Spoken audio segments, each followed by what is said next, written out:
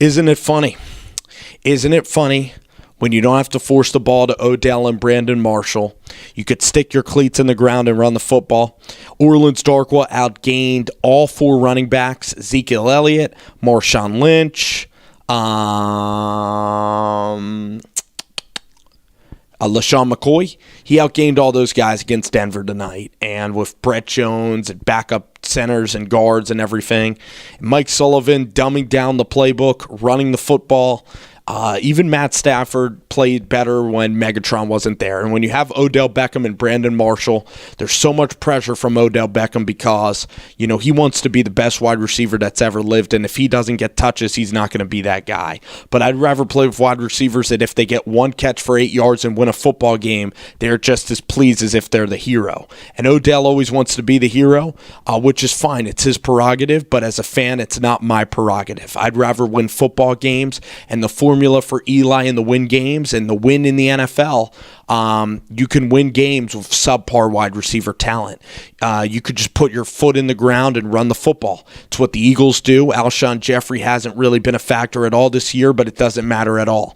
When you run the football, you give your defense more rest. Mike Sullivan calling a lot of runs. It's like a blessing in disguise. I'm not saying it's good when guys get hurt, but today the Giants were forced to throw the ball to Evan Ingram. They were forced to run the ball at will a ton. And Eli Manning's taking control of the locker room again. Eli's running the show now, not Odell, not Brandon Marshall, who are two very two strong personalities. I'm not saying these guys are bad guys. Like, I wouldn't have fun hanging out with Odell Beckham, that he's not a talented player. He's a tremendous talent. You can't argue that. But I'm just saying, for play calling and things, when you're Eli, if I were Eli Manning, I would throw the ball into double coverage if Odell Beckham was on my team, because I'd be afraid of Odell going out to the media and complaining. I'd be afraid of the media hawking me about, why are you not feeding Odell Beckham when he's great. Eli Manning, when Odell's out there, he's staring in the double coverage and he'll just lock into Odell and he won't get around to his primary reads. But when you're playing with Roger Lewis and Evan Ingram, it doesn't matter. Those guys are all the same. And the reads, then it goes from running the football, and that's our first priority. And I love teams that run the football. I love playing ball control. I love snapping the ball, 5 seconds to go on the clock. The defense is fresh. And listen, the defense was good. They played awesome tonight. Jack Rabbit, everything the defense did was fantastic. I mean, Eli Apple played motivated football. What McAdoo did by suspending DRC, it ended up working for the team tonight. It did. And it's disappointing that the season's 1-5. They're going to have to win 10 more football games to get into the playoffs, and they're going to have to go perfect from here. And if they don't, it's going to be 8-8, a shitty draft pick. But I'm glad McAdoo gave his play calling responsibilities over to Sullivan, and Sullivan pretty much. And it's not rocket science. That's what happened. And you look at Stafford, he's just as good without Calvin Johnson, because he can totally take control of the offense, and it's his team and it's his show. And that is why you don't need incredible weapons to win you a championship. Like Julio Jones is a guy that's honestly so quiet that you're not going to even really notice if he doesn't get the football at all, because he's a real team guy. Look at other wide receivers in the NFL. The Patriots don't have any me guys really at all. Kansas City doesn't really have any good wide receivers. I know Kelsey's a good player, but Tyreek Hill, if he catches 3 balls, you're not going to hear crazy prognostications about why you're not feeding one of the best ever. So I would let Odell go to a place where he can get primary targets, and I'd make the Giants into a primary running team and let Orleans be the superstar. Because when your running backs are the stars of the team, like look at New Orleans and Drew Brees. It's one of the best offenses in all football, and they don't have a guy that's an incredible number 1 receiver. Look at Green Bay. I know Jordy's a nice player. I know Devontae's a good player, Cobb, but they're all guys that function within the quarterback.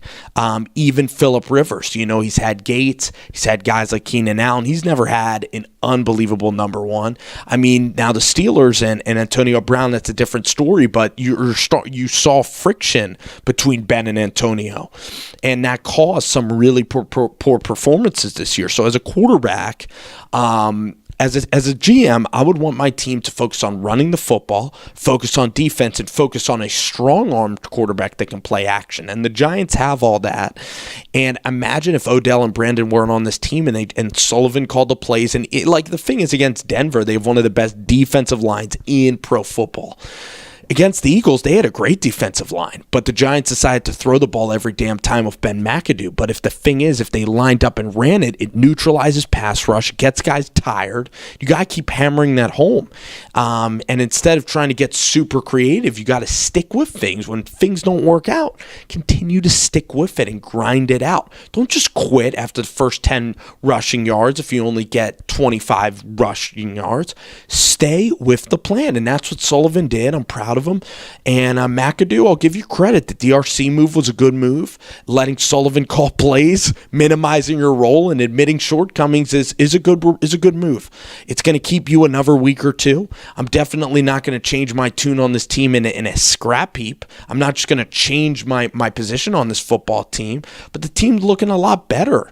And without having to force it to Beckham and Brandon Marshall, it must make Eli a lot more comfortable. Breathe a sigh of relief, relax, and can go out and just play the game and play pretty damn well. So I think this team's better without Odell Beckham. I'd let him go sign somewhere else for a lot of money. Wish him well. He's been nothing but a good guy in New York. Nothing but a good teammate, a good person.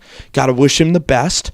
Brandon Marshall, came in, right attitude. Both of these guys are good people. It's just that for the future of the team, it's a better move to just build around a running game and a conservative game and let Odell go to a team that airs it out all the time, because then he can win there, put up stats there, be the man there. Because I think this is looking like an Orleans Darkwa sort of football team right now, and I kind of like the way that the show is going right now with the New York Giants, and letting Ingram be a big part of the game. So, listen, good guys all around, and